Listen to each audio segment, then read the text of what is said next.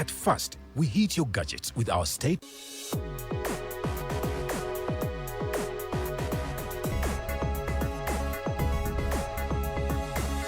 The Alternative Dig Talk. Real issues, real talk. At first, we hit your gadgets with our state-of-the-art digitalized mobile studio with the debate on the road behind the wheels. Later, we launched our magnificent studios located on Plot 1A, Sawagude Close, Lukulinanganda, Machindye, Kampala, where we bring to you our must-watch shows like The Mighty Drive, Monday to Friday, 8 a.m., Hotline, Mondays, 7 p.m. As for legal matters, Twins at Bar, Tuesdays, 11 a.m. Wednesdays, 6 p.m. is Afro-Caribbean Link, where we connect Africa with the Caribbean. Voltage on Thursdays, 7 p.m., featuring a youthful panel. Interface with Dr. Kizza Besigye every Friday, 12 p.m. with his call to action against injustices. Snap Talk, Saturdays, 6 p.m. with the trio. A must-watch, The Political Dice, Sundays, 8 p.m. with the duo that never stammers, and so much more. Watch us live on all our social media platforms. We are The Alternative Digitalk. Real issues, real talk.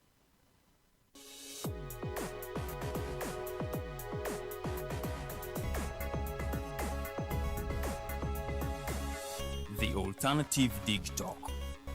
Real issues, real talk.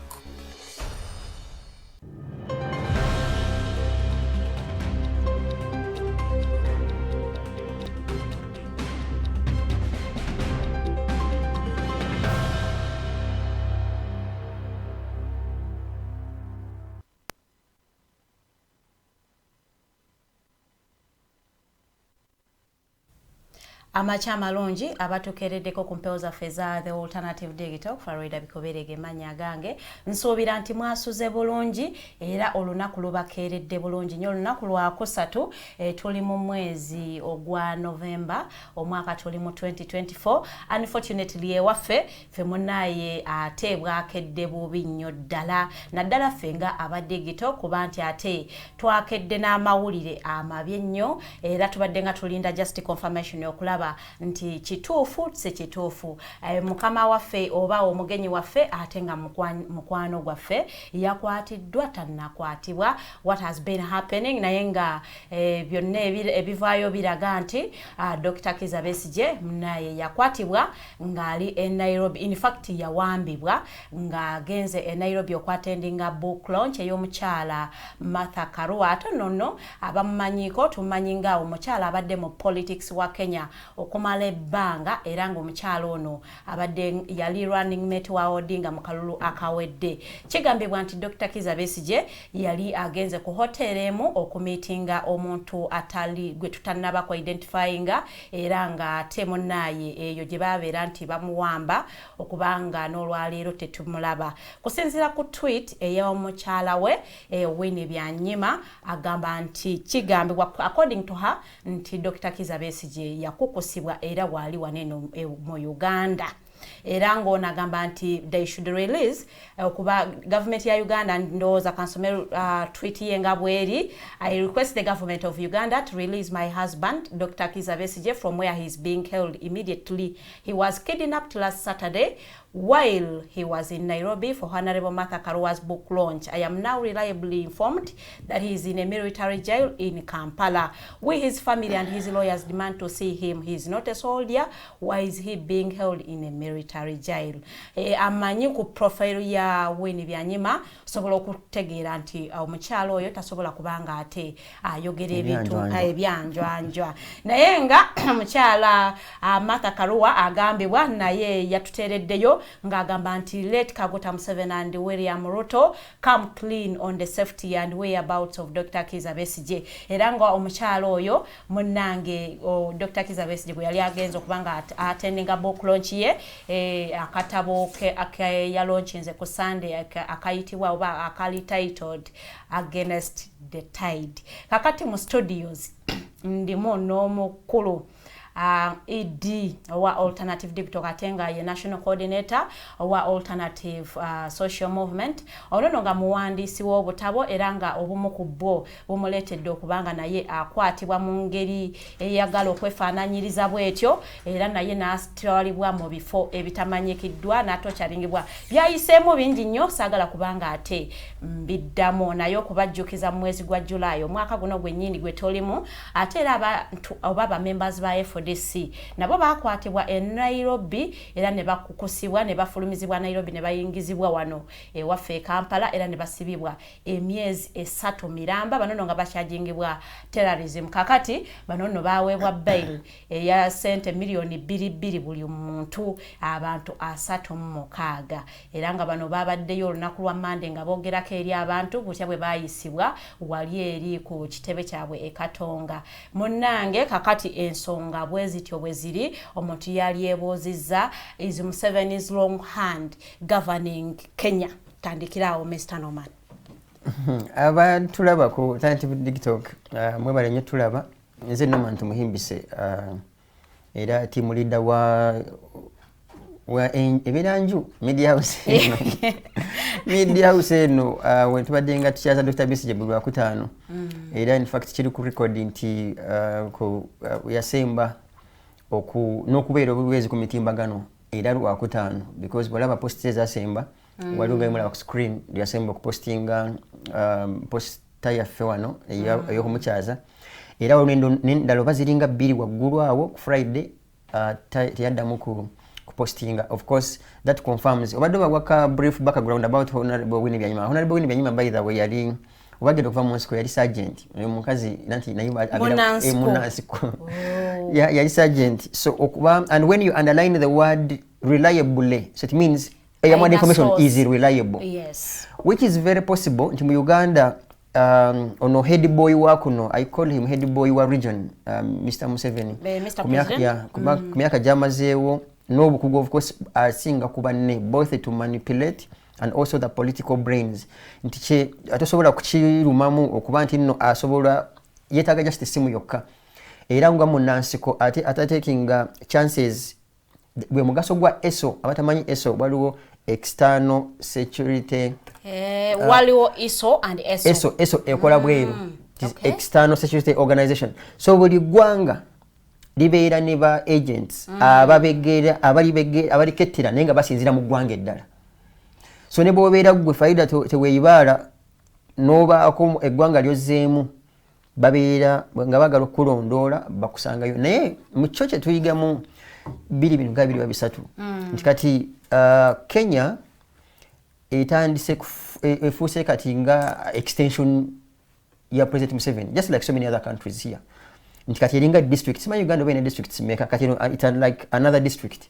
Kenya eringa district endali ya Uganda era Museveni kyakoba nga mwabasoga kyakoba ne Ruto kyakola kati kye tuyigamu mu byonna nti mu 88 mukuru Museveni ya paradigako in fact yayingirako 10 kilometers NRA yayingirako kilometers nga 10 mu Kenya nga era yali yeeswanta okukuba Moi nga kyavunana Moi nti Moi yali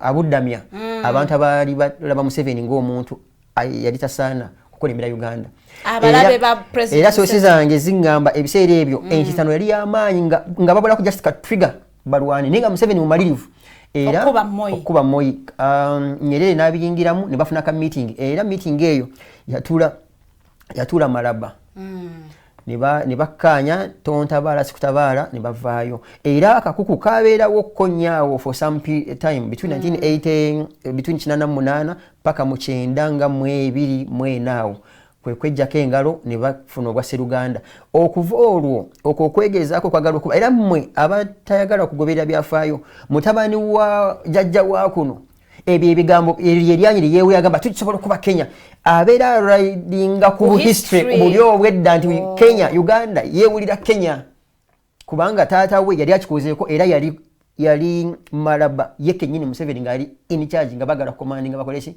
era ebiseera ebyo General Mutare Army Commander at the time and amaje nga yingira kubanga bavuga obuvuzi ne bagenda ne bayingira munda nga bagezako mutisa reason being tolwokuba Moi yali civilian nga atya nnyo munnamaje naye ate olwokuba nti ye chance yali ayina nti being nga mukulu nga ali experienced yali ayina network eneneko especially nga mwalimu Nyerere kusonga bali kusaidie kwe kubakakkanya so okuva olwo mukulu Museveni has always seen Kenya nga threat. That's why he does not take chances nti abantu basobola okuconveninga Kenya because in any case bwojjukira again naye kennyini ng'alwanyisa baamini yasinziiranga wa so Kenya has been a fertile ground for people abalwanirira eddembe until justifying ebigambibwa nti he directly gets involved mu kulondebwa kwe Kenya era he influences mwalaba wano webanga bituufu mwalabanga zi video nga zitambanga n'emmotoka za wano nga n'amagye ga wano nga gali eri naye mu byonna I think the take home message here is nti buli muntu alwanirira okukyusa embeera mu ggwanga especially Uganda kati kimanye nti kati lya kamanye ng'akoza n'owebbwa because okoza n'owebbwa buli lwakwata ennoga bw'ati n'atandika okukoza oteeka okuba ng'olina okumwenyinyala naawe tokoza waakozezza nekakati okusinziira nga tunuulira embeera nga bweri ku standard ya Dr. Kizza Besigye ekitiibwa kyalimu ne profile gyazimbye lwaki yalibadde akwatibwa mu ngeri ng'eyo ate n'akukusibwa kubanga afulumizibwa Kenya n'ayingizibwa Uganda anti kyolina okutegeera ku mukulu Museveni doesn't take chances ekyokubiri ayinamu theory mu mutwe gwe ey'okuhumiliating omuntu nti gwe weewulire lyanyi kankuzize Katonda mabega when Dr. Besigye was arrested in 2005 IGP ebiseera ebyo I think it must have been Katumba if I'm not mistaken yeah it must have been Katumba Omala if I'm not mistaken 2005 no it was Kaihura one of the two most likely Kaihura or Katumba bamugamba tusala amagezi gonna kooti tetula mu Kampala because mweta Dr. Besigye ku high court wano ku State Square wandibaawo ensasagge n'abagamba musala amagezi gonna nze njagala mu triangle ku high court mu Kampala mu malama mpati era kwe kumuleeta ng'ensi eraba ate bwe munamuwa bbail bwe banamuwa bbail yali mudde mumukwate Black Mamba bwejjira bwe bamala okumuwa bbail ne bamunona okwongera okulaga nti yennyini talina gwe yegwe talina kyatya naye mu byonna nga bwe tugenda n'omusango katugeze gwe bagulako bano abaana 36 twagala okutegeeza Bannayuganda batagala kusoma abanafu b'okusoma nti ekigambo terrorism kyabeerangawo mu dictionary for so long but it was never used tebakikozesanga nnyo mu kutryinga abantu era between after independence emisango egyateekebwanga ku bantu abalwanisanga gavumenti babateekangako treason mu Luganda okulya mu nsi yo olukwe naye era kiri ku record bukyanga mukulu Museveni atwala eggwanga lino terimu na muntu yadde omu bali baconvictinze ku musango gwa treason. Do you know why? Because gwe gumu kati nganze yatula emyaka gyange ina mu law school gwe gumu ku misango ekyabadde emizibu ennyo okuproving nti to proving le yabadde ayagala ati okulya mu kubanga guno omusango gutera nnyo okukyuka nti omuntu gwoyagala wotako treason bwakuwamba te gwabadde mu government gwe atako treason kati kyovolaba kati abazungu bwe America bwe bagirumba mu 2021 September 11th 9/11 bwe baba kuba abazungu bano kwekwa kati ne bakyambusa nnyo ne bakijjako nti omuntu okwerwanako because ogwo musango gwalabikanga ogwo treason gwalabikanga toke fine yadda ayagala kujjako government naye waliwo ensonga ezagala omuggisako government. Yes.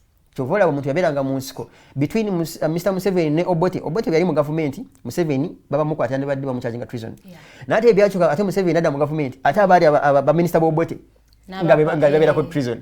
So kati kati terrorism nejja era terrorism etandika okujja mu bitabo by'amateeka ennyo because okukozesanga nnyo nga hook nga eddobo after okwatakinga America in 2001 kikola kitya nti olw'okuba gwo tebaagala kugussaako muno olwanira ddembe okwagala kujja ku gavumenti kivola bagufuula obutujju so literally obutujju bakireeta nti tebubeera butujju nti oyagala kukola butujju ku gavumenti obutujju cuts across abantu bonna kivola bagukusomera gusaawo entiisa ey'amaanyi ennyo nti bataddeko treason naye bwe bakuteekako musimanyanga nti bakutaddeko terrorism naye bwe bakuteekangako omusango gwa treason everyone would know nti onabadde agala ku gavumenti naye bakuteekako gw'obutujju n'omukadde w'omukyala gamba mukama ono mwana bulijjo mutujju So America bakikola bakigenderedde. Chovola imisango kati ja treason jagenda phasing out. It's very rare. Okwata omuntu omutako treason. It's very rare, especially now in Africa, because it is one of the hardest cases to prove in the court. And yet, whereas proving terrorism, of course, cho kyangu muko okujweteka. Chovola bawaliwo bamaseeka bammwe abasiraamu be baasiba ne bagamba mbu bakola verbal terrorism mubo butujju bwabwe bwali bwa bigambo akitegeeza omuntu ajasobola okusibako obutujju watugombodde ng'okozesa bigambo. So kakati bwe tutunuulira embeera nga bweri Dr. Kizza Besigye bayinza kumukwatira musango ki? Yes, we know musajja mu yakuba emmundu. He might be maybe having other doings nga ffe abantu ababulijjo tetukimanyi. Naye olowooza era likely situation eyinza kubeera etya? Tuyinza mulaba mu kooti sobola okuzuuka nga kyali mu Kenya. No, being precise, there are two things also that Mr. Museveni might do and the team, because that today, and he's brilliant by the way. Of course, I know the team akatono akaba very brilliant. Ekisooka kya byonna bw'olaba profile ya mukyala wa Dr. Besigye Honorable Winnie Byanyima. Yes. Nene nnyo. Eyo tweet gwe gyolaba jasomye, I am sure you and bona abanene mu nsi muno baasuze tebatudde, because it is can't be taken for granted. Yes. Or he's literally one of the the top citizens. So bw'akikola bw'atyo obutagala kweswaza, because Ruto kale si yayagala nnyo eddembe ly'obuntu pase ne munne head jajja we wano nti Mr. Museveni ayinza butagala kwongera kulaga kifaananyi nsi yonna nti bakola ebintu nti Kenya eringa extension ya Uganda. Bayinza kukola ki bwe kibanga Honorable Winnie nga bituufu bye bamugambye. There are scenarios zino wammanga bakyasobola okuddamu ne bakukusa Dr. Besigye ne bamuzaayo ne bamuwa Kenya ne bagamba Kenya tukole kati ceremonial handover. Handing over public Byanyima badde agamba ali mu Uganda tetunamufunako by the way. Isnali esoboka n'ekyo okubiri singa kisobola okuzza omuliro. Kenya esobola okugamba nti nayo manyi Uganda esobola okumwegala negamba ffe Kenya emutuwa yeegamba emwinako ebadde temwagala waabwe esobola okukijjamu. That's scenario number 1 and actually scenario number 2. Scenario number 3 ya Kenya kumukwasa Uganda mu butongole ng'ensi eraba ne bamuleeta mukulu Museveni n'agamba babadde nga bakunoonyerezaako DPP of course bakunoonyerezaako ABC and Z n'olwekyo bakutwala mu kooti. Era sigenda kwewunya nga leero security emwegaanye tetumuyina tetunamanyi netugenda kunoonyereza ekyo mu security bakikozesa to buy time balabe, because kati bino nga we bitambula ne mmonto kuba mukulu Museveni ne timu ye eyandibadde nga crisis meeting yaabwe babeera bagala okwaseesinga international community egamba ki, bannayuganda bagamba ki. So bajja mu ebyo byabeera bajje mu that scenario analysis eyo bibawa ekyokukola. Era n'okubeera kwaffe wano ku analysis waliwo abeera bayigamu ekirala. It is to also add nti bw'olaba message ya Dr. Besigye in the recent past is against kugenda mu kalulu. I can assure you as a politician, as a follower, and of course as a participant in politics za kuno mukulu Museveni tagala muntu awa message ya tetwetaba mu kalulu. So alaba Dr. Besigye's message nga liability. Kati yera mukulu Museveni ajja kuweweera nga kalulu terrorism. I won't be surprised. But most likely, of course, kati ogusango teguli mu kooti teteka tukwata kubyogerako kubanga tegubanda muvunaana. Chances I won't be surprised nga Dr. Besigye bamuvunaanya under Computer Misuse Act. Does that make Dr. Kizza Besigye a political threat to President Museveni now that tubadde tumanyi nti FDC yali wamu nga ye mukutte naye kati President Museveni yajabuluza kati ayina that strong yali amanyi nti bwayabuluzaamu FDC original ey'enajja nankumbi Dr. Besigye ajja kuba mwangudde amannyo ne kigaana.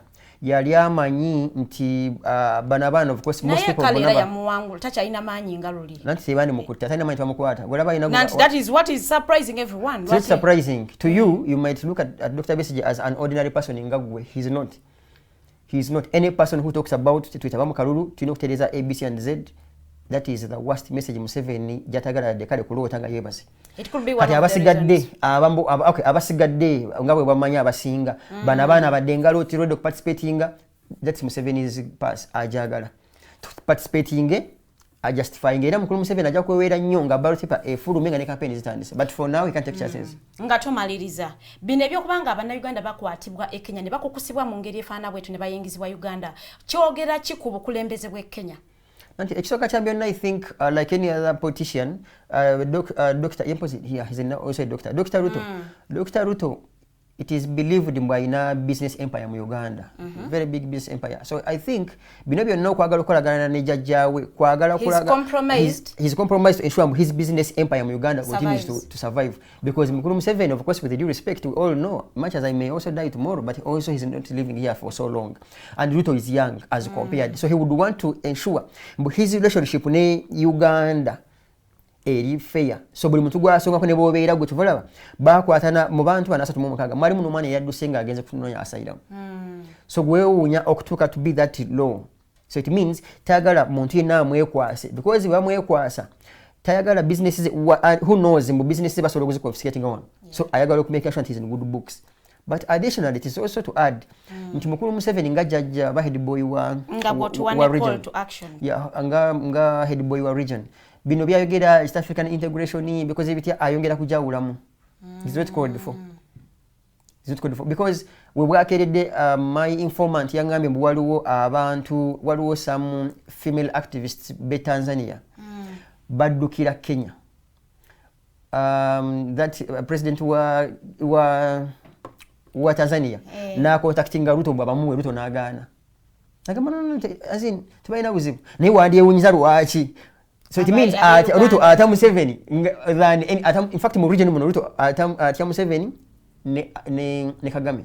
Abasigadde tebalina makulu. That is why aba abantu, those activists, those ladies, ku informant wange yangambye bakonkona ne ko hotel mwe basula mwe babeera naye abuza kugamba tubali tubachekera kulaba muri bulungi naye aba Uganda bakuwulira akukwatirawo na osula mu Uganda and on record, and we are blessed to have some of such information, which is very important, that Mukulu Museveni is abusing the charter. I mean, with the Dr. Besigye, I think this is going beyond. Nechi yongero tulaga nti ayongera okusindika entiisa ku muntu yenna ayagala okuvaayo okumwoleka obwanga nti byakola si bituufu. Naye call to action, I wouldn't mind. For me, if Mr. Museveni would prove his case and the team, they should bring Dr. Besigye mu court. And would be very grateful for him, I mean, for the government pinning him. Naye ekintu kyasize kutunyiza nga naffe kye batukolako wano. Ne bakuyola, ne bakola bakukola, n'omusango ne batajjana mu kooti, n'obeera ku olwo. So ne mwewuuba mu kooti. Yeah, so guys, about politics and activism, muli kamanyi nga akoza n'owebbwa, bagamba ati mutujja ne government naye ejja. Are you calling people to demand for his release? Definitely, I should use your platform also to say free Dr. Besigye and any other political prisoner. Another call to action. Opposition mumanyiddwa for being disintegrated. Temwegatta, like mulia olukwaga cheap popularity. Yes. But tunamubanja tuba tumuwa political mileage. Byachana kito muveyi because lero kiri ku Dr. Besigye. Next time jakubeera ku. Ati kuba ordinary activists. Ati kino kyo kyongera okulagira ddala amaanyi nti mulina kwebereramu. Nti olaba bakwato ne bamujja ne mu ggwanga kati olwo ffe babaabuwe. So tukole n'amaanyi tusabe n'eggwanga lino. Tweyanzege tujja kusaba naffe ng'abannamawulire nti omukulu bw'abanga yakwatiddwa bamutwale mu kooti amateeka gagobererwe nga bwe kirina okubeera. Ngenda kubanga ate mpumulamuko katono nnyo bwe nkomawo ngenda kanegatiddwako omugenyi waffe olunaku lwaleero Dr. Mirembe. Tugenda kubanga twogera nsonga za byabulamu ne omumbejja Lilian Lwede. Very good morning, tuwumulamuko katono nnyo tukomawo.